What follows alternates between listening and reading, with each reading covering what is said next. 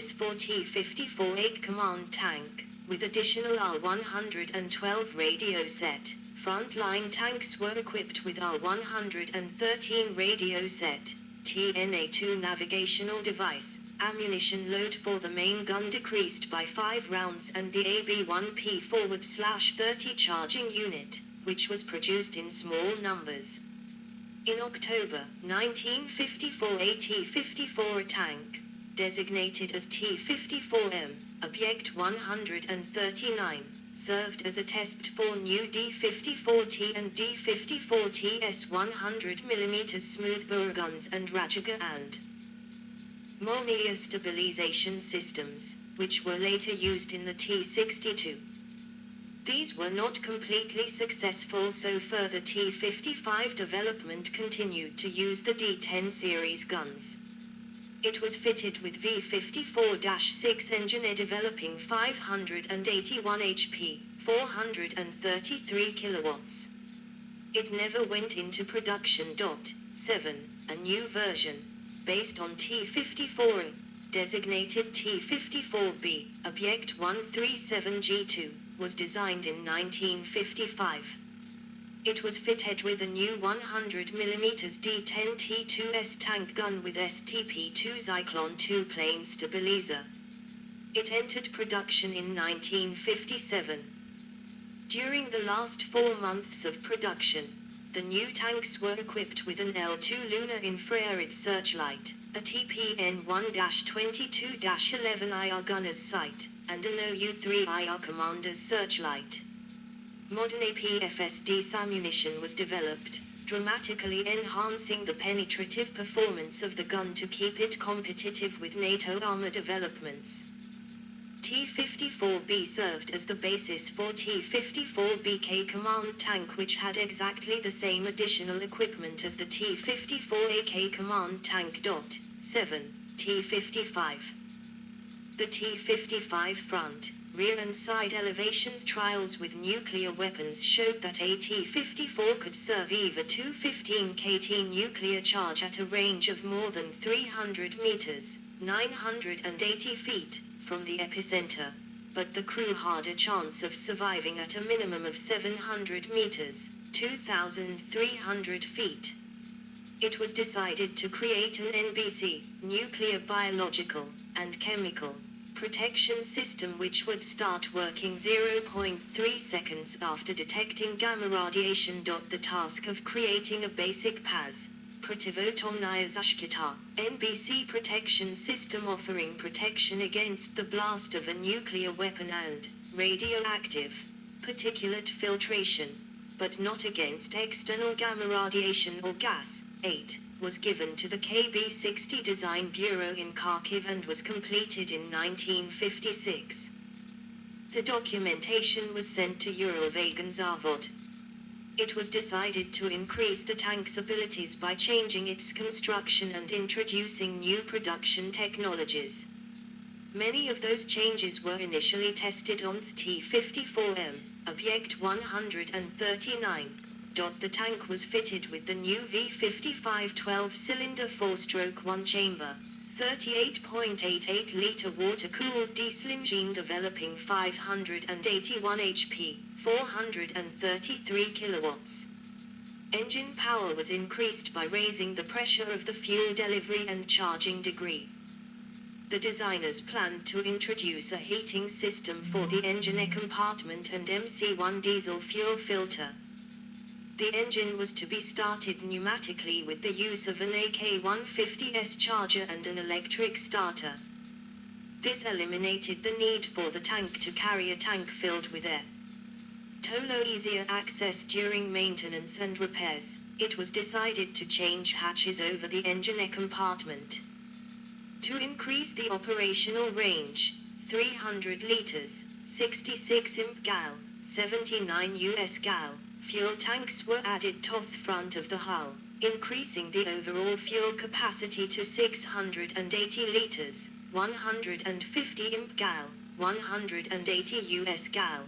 The original T-55 lacked an anti-aircraft machine gun mount. The ammunition load for the main gun was increased from 34 to 45 with 18 shells stored in so-called wet containers located in hull fuel tanks, the concept for which came from Kartsev's cancelled Object 140.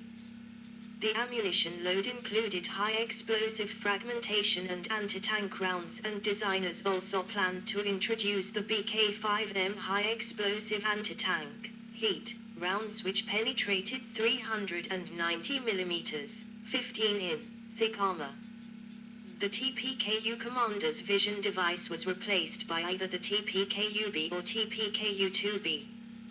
The gunner received a TNP-165 vision device. The loader's hatch-mounted 12.7mm DSHK anti-aircraft heavy machine gun was dropped, because it was deemed worthless against high-performance jets. The tank was supposed to be equipped with the ROSA fire protection system. The tank had a thicker turret casting and the improved two-plane gun stabilization system from the T-54B, and night vision fighting equipment. To balance the weight of the new equipment, the armor on the back of the hull was thinned slightly. The T-55 was superior to the IS-2, IS-3, and T-10 heavy tanks in many respects, including the rate of fire off gun, at least 4 compared to fewer than 3 rounds per minute. Despite somewhat thinner frontal turret armor, 200mm, 7.9 in, instead of 250mm, 9.8 in, it compared favorably with the IS-3, due to its improved anti-tank gun and better mobility. Heavy tanks soon fell from favor, with only 350 IS-3s produced. 9. The old model of highly mobile medium tanks and heavily armored heavy tanks was replaced by a new paradigm, the main battle tank. Parallel developments in the West would produce similar results. Kartsev combined all the ongoing improvements being offered, or planned, on the T-54 into one design. 9. This became the Object 155, and entered production at Uralvagonzavod the 1st of January 1958 as the T-55. 10. It was accepted for service with the Red Army on the 8th of May. It suffered a significant lapse in one area. There was no NCA craft machine gun, which had been present on the T-54. 10. After 1959, it served as a basis for the T-55K command tank, which was equipped with an additional R112 radio set, an AB-1P /30 fuel-powered accumulator charging unit, and TPN-1-22-11 night vision sight.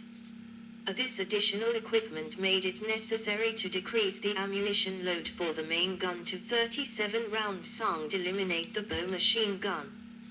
In the beginning of the 1960s, a T-55K was experimentally fitted with a urine TV relay apparatus for battlefield surveillance. The tank was fitted with an external camera, the picture from which was relayed to a receiver in a BTR-50PU command vehicle. There was an observation camera mounted on a folding mast, which was in turn mounted on a UAZ-69 car. The range within which picture could be relayed varied between 10 and 30 kilometers, 6.2 and 18.6 mi. In 1961, a T-55 tank was used to test the Almas TV complex, which was supposed to replace their standard observation devices right after a nuclear explosion or while fording a body of water. There was a camera mounted on the hull for the driver and 2 cameras mounted on the turret, one for aiming and one for observation, and the picture from the cameras was relayed to 2 control screens. The tank had the front hull fuel tanks and bow machine gun removed. The commander was seated in the driver's usual position while the driver sat next to him. The cameras allowed battlefield observation and firing during daytime at ranges between 1.5 and 2 kilometers, 0.93 and 1.24 mi. Because of the low quality of the equipment, the trials gave negative results. In the beginning of the 1960s, The OKB-29 Design Bureau in Omsk was working on adapting the tank to a GTD-3T gas turbine engine developing 700 HP, 522 kilowatts. One T-55 tank fitted with this gas turbine engine passed trials but was deemed unsatisfactory and the design did not go into production. The Omsk OKB-29 group tested 3 experimental T-55 tanks, designated Object 612, between 1962 and 1965 that were fitted with an automatic gearbox controlled by electro-hydraulic systems. The trials found that such gearboxes were prone to frequent breakdowns in tanks. At the same time, the Object 155ML, a T-55 fitted with a launcher 439M14 Malyutka, NATO code, at 3 Saga, ATGMs mounted on the rear of the turret, was tested. Along with standard tanks, a flamethrower armed version was designed, designated T-55, Object 482, which was produced until 1962. It was fitted with 4 60-liter tanks filled with flammable liquid instead of the frontal hull fuel tanks. The flamethrower replaced the coaxial machine gun. This was a much better way to mount a flamethrower than in the experimental Object 483, based on the T-54 tank, where the flamethrower replaced the main gun. T-55 flamethrower tanks were withdrawn from service in 1993. T-55 In 1961, development of improved NBC protection systems began. The goal was to protect the crew from fast neutrons. Adequate protection against gamma radiation was provided by the thick armor and a PA's basic NBC protection system. The POV plasticized lead anti-radiation lining was developed to provide the needed protection. It was installed in the interior, requiring the driver's hatch and the coamings over the turret hatches to be noticeably enlarged. This liner had the added benefit of protecting the crew from fragments of penetrated armor. The tank was equipped with a full PAS/FVU chemical filtration system. The coaxial 7.62mm SGM machine gun was replaced by a 7.62mm PKT machine gun. The hull was lengthened from 6.04m to 6.2m. The hull machine gun was removed, making space for 6 more main gun rounds. These changes increased the weight of the vehicle to 38 tons. The design work was done by OKB 520 Design Bureau of Uralvagon Zavod under the leadership of Leonid N. Karpsev. The T-55 served as the basis for the T-55AK command tank. 7. T-54/T-55 upgrades. A Somali National Army T-55. In its long service life, the T-55 has been upgraded many times. Early T-55s were fitted with a new T-2B32P sight. In 1959, some tanks received mountings for the PT-55 mine clearing system of the BTU/BTU-55 plow. In 1967, the improved 3BM8 APD surround, which could penetrate 275mm thick armor at a range of 2 km, was introduced. In 1970, new and old T-55 tanks had the loader's hatch modified to mount the 12.7mm DSHK machine gun to deal with the threat of attack helicopters. Starting in 1974, T-55 tanks received the KTD-1 or KTD-2 laser rangefinder in an armored box over the mantlet of the main gun, and the R-123 or 123M radio set. 11. Simultaneously, efforts were made to modernize and increase the lifespan of the drivetrain. During production, the T-55 was frequently modernized.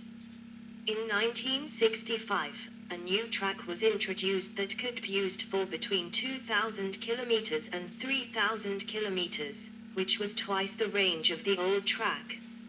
It needed a new drive sprocket, with 14 teeth instead of 13. Since 1974, T-55 tanks were equipped with a KTD-1 WA rangefinder and a TSZS-32 PM sight. All T-55 tanks were equipped with the TPN-1-22-11 night sight. The R113 radio set was replaced by a R123 radio set. Late production models had rubber side skirts and a driver's windshield for use during longer stints. T-54 and T-55 tanks continued to be upgraded, refitted, and modernized into the 1990s. Advances in armor-piercing and high-explosive anti-tank, heat-shaped charge ammunition would improve the gun's anti-tank abilities in the 1960s,